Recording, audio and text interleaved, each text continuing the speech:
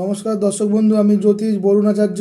আজকের আমার আলোচ্য বিষয়বস্তু হচ্ছে রাহুর দোষ। খুব একটা ভাইটাল বিষয়, ভালো করে শুনুন। কি করে বুঝবেন আপনার জীবনে রাহুর দশা চলছে, বা আপনি কিভাবে বুঝবেন যে সত্যিই আপনি রাহু দ্বারা আক্রান্ত হয়েছেন, মানে রাহুর দোষ আপনার জীবনে চলছে। যদি যা যা আমি আজকে বলবো এগুলো যদি আপনার জীবনে ঘটে থাকে, তাহলে আপনি ভালো করে বুঝতে পারবেন যে আপনি এখন রাহুর দ্বারা আক্রান্ত, অর্থাৎ আপনি রাহুর দোষে ভুগছেন। প্রথমে কী হবে, যে ব্যক্তি রাহুর দোষে ভুগছে বা যার জন্মছকে রাহুর দশা চলছে বা রাহুর দোষ আছে, তাদের কী হবে, তাদের মানসিক দিক থেকে তারা শান্তি পাবেন না, 1 নম্বর। 2 নম্বর কী হবে, 2 নম্বর সেই ব্যক্তি মনের মধ্যে সবসময় নানা দুশ্চিন্তা করবে। 3 নম্বর কী হবে, 3 নম্বর যাদের রাহুর দোষ যাদের আছে, তারা বিভিন্ন রকম নেশায় আসক্ত হয়ে পড়বেন। আর একটা কি, 4 নম্বর, যারা রাহুর দোষে ভুগছেন তারা কিন্তু সবসময় মিথ্যা কথা বলবেন, মানে ভুড়ি ভুড়ি মিথ্যা কথা বলবে সেই মানুষটা।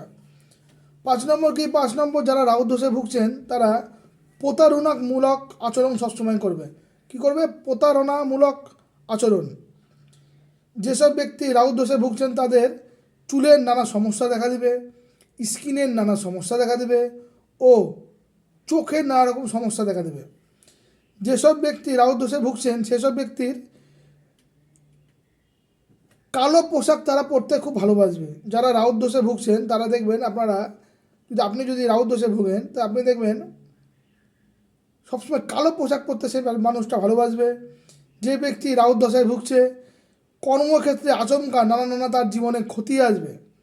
যে ব্যক্তি রাহুর দোষে ভুগছে তার জীবনে কর্মক্ষেত্রে, মানে কর্মে তার মাঝে মাঝে নানা রকমভাবে আচমকা ক্ষতি দেখা দেবে। যে ব্যক্তি রাহুর দোষে ভুগছে সে ব্যক্তি মানুষের সাথে মাঝে মাঝে তার ভুল বোঝাবুঝি হবে এবং মানুষের সাথে তার তিক্ততা বাড়বে।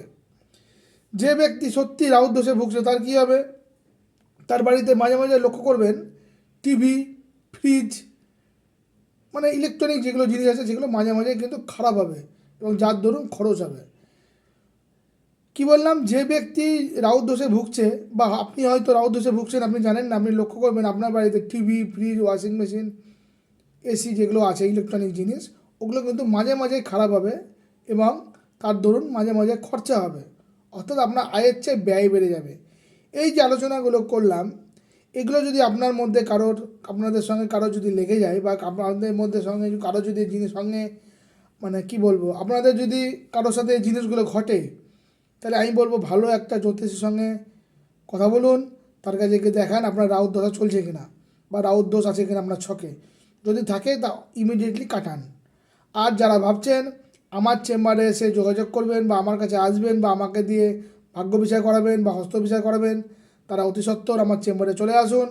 আমার চেম্বারটি কোথায়, কত টাকা ভিজিট, কিভাবে আমার চেম্বারে আসবেন, এই সব জানতে অবশ্যই 9932311614, কত বললাম, 9932311614, এই নাম্বারে ফোন করুন বা হোয়াটসঅ্যাপ করুন। অবশ্যই আপনাদের জানিয়ে দেওয়া হবে আমার চেম্বারটি কোথায়, কত টাকা ভিজিট, কিভাবে আমার চেম্বারে আসবেন এবং আমি কখন কোথায় কোন চেম্বারে বসি। আজকের অনুষ্ঠান আমি এখানে শেষ করছি। ছোট্ট প্রোগ্রাম, বেশি সময় নিই না, কারণ এখন মানুষ খুবই ব্যস্ত। আপনারা লক্ষ্য করেছেন আমি যে ছোট্ট আলোচনাটা করলাম খুব তাড়াতাড়ি বললাম, কারণ মানুষ এখন খুবই ব্যস্ত। আর একটা কথাই বলবো, আমার প্রোগ্রাম আপনাদের কেমন লাগছে, আপনারা আমার প্রোগ্রাম কারা কারা দেখছেন, কারা কারা আমার এই কথাগুলো মন দিয়ে শোনেন। আমাদের প্রত্যেকেরই কর্তব্য যাতে আমার এই প্রোগ্রামটা আগামী দিনে আরও, মানে ভালো জায়গায় পৌঁছায়, তার জন্য আপনারা আমাকে উৎসাহ দিন।